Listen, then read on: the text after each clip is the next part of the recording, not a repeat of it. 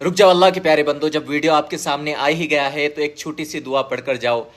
जो भी इस दुआ को पढ़ेगा, अल्लाह के नबी सल्लल्लाहु अलैहि वसल्लम ने फरमाया कि कितनी भी बड़े उसके गम हो, परेशानियां हो, अल्लाह रब्बुल इज़्ज़त अपने फ़ज़ल व करम से दूर फरमा देंगे। और ये हदीस बुखारी की हदीस है मेरे दोस्त, जिसका मफ़हूम है इस दुआ से गम परेशानियां दूर होती है। मेरे साथ में पढ़े और सवाब कमाना चाहते हो तो शेयर करें। बिस्मिल्लाहिर्रहमानिर्रहीम।